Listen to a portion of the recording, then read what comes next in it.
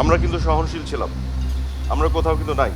আওয়ামী লীগের মাঠের রাজনীতিতে সক্রিয় না থাকলেও টকশোর গালবাজি আর জয়ের বন্ধু হওয়ার সুবাদে বাগিয়ে নেয় মন্ত্রীর পদ। বলছিলাম আওয়ামী লীগের সাবেক তথ্য ও সম্প্রচার মন্ত্রী মোহাম্মদ আলী আরাফাতের কথা।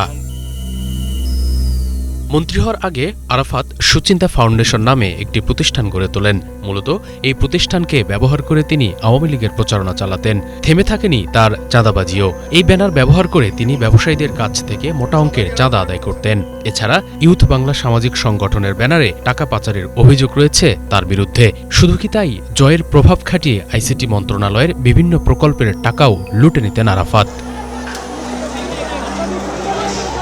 জুলাই ছাত্র আন্দোলন দমনে যে কজন আওয়ামী মন্ত্রী গুরুত্বপূর্ণ ভূমিকা পালন করেছেন, মোহাম্মদ আলী আরাফাত তাদের অন্যতম। ৫ জুলাই সরকার পতনের মাত্র দুদিন আগেও দেশের ব্যবসায়ীদের নিয়ে গুরুত্বপূর্ণ মিটিংয়ে নেতৃত্ব দেন আরাফাত। নির্দেশ দেন ছাত্রদের আন্দোলন দমনের। তিনি বলেন, সরকারকে টিকিয়ে রাখতে অবশ্যই আপনাদের শেখ হাসিনার পাশে থাকতে হবে। আরাফাতের চক্রান্তের তীরে বিদ্ধ হয়েছে দেশের মিডিয়া শিল্প। জুলাই গণ অভ্যুত্থানের ভিডিও প্রচার করায় 4টি গণমাধ্যমের সম্প্রচার সাময়িকভাবে বন্ধ করে দেন তিনি। এছাড়া মিডিয়ায় তার পছন্দমতো ব্যক্তিদের নিয়ে তৈরি করেন সিন্ডিকেট।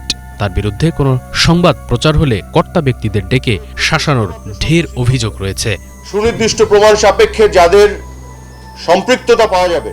আওয়ামী লীগের সাবেক ও তথ্য সম্প্রচার মন্ত্রী মোহাম্মদ আলী আরাফাত বলা হয় আওয়ামী লীগের সবচেয়ে সুযোগ সন্ধানী স্বল্প সময়ের নেতা।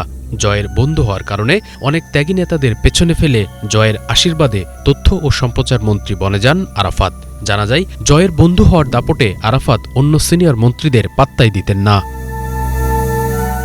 আরাফাতের বিরুদ্ধে বিভিন্ন সময় দুর্নীতির অভিযোগ উঠেছে। তার শাসনামলে সরকারি তহবিলের অপব্যবহার, প্রকল্পগুলোর জন্য বরাদ্দ অর্থের লোপাট এবং ব্যক্তিগত স্বার্থের জন্য ক্ষমতার অপব্যবহার করার অভিযোগ প্রচলিত। জুলাই পরবর্তীতে অন্তর্বর্তীকালীন সরকার আরাফাত ও তার স্ত্রীর ব্যাংক অ্যাকাউন্ট জব্দের নির্দেশ দেয়। ক্ষমতায় থাকাকালীন আরাফাত 2022 সালে জামাত সংশ্লিষ্টতার অভিযোগ তুলে মানারাত ইন্টারন্যাশনাল ইউনিভার্সিটির ট্রাস্টি বোর্ড ভেঙে দিয়ে পরে ঢাকা উত্তরের মেয়র আতিকুলকে চেয়ারম্যান ও নিজে নবগঠিত ট্রাস্টি বোর্ডের সদস্য হয়ে বিশ্ববিদ্যালয় দখলের পায়তারা করেন। এছাড়া মন্ত্রী দায়িত্বে থাকার সময় বিভিন্ন সরকারি প্রকল্প এবং কার্যক্রমে স্বজনপ্রীতি এবং অনিয়মের অভিযোগ ওঠে, যার ফলে সাধারণ মানুষের মধ্যে ক্ষোভের সৃষ্টি হয়। এসব কর্মকাণ্ড দেশের রাজনৈতিক পরিবেশে নেতিবাচক প্রভাব ফেলেছিল।